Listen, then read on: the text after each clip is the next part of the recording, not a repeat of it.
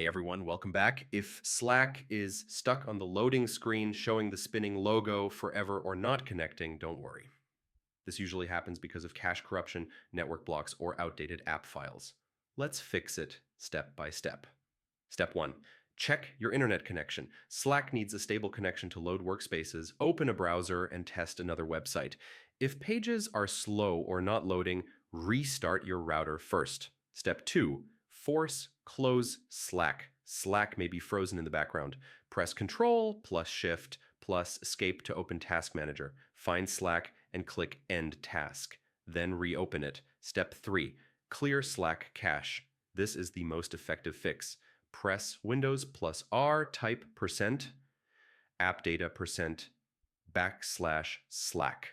Delete everything inside the Slack folder. These are temporary files and safe to remove. Launch Slack again. Step 4. Disable VPN or proxy. VPNs and corporate proxies sometimes block Slack servers. Turn off VPN temporarily and try again. Step 5. Check system date and time. Incorrect time settings can stop secure connections. Right-click the clock, then adjust date/time, then turn on automatic time. Step 6. Update Slack. Old versions may fail to connect. If Slack opens partially, check for updates. If not, reinstall the latest version from the official Slack site. Step 7. Reinstall Slack completely. Uninstall Slack, restart your computer, then install it fresh.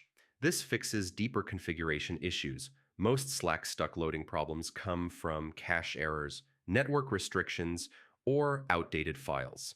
And these steps solve nearly all cases. Try them in order, and Slack should load normally again. See you in the next tutorial.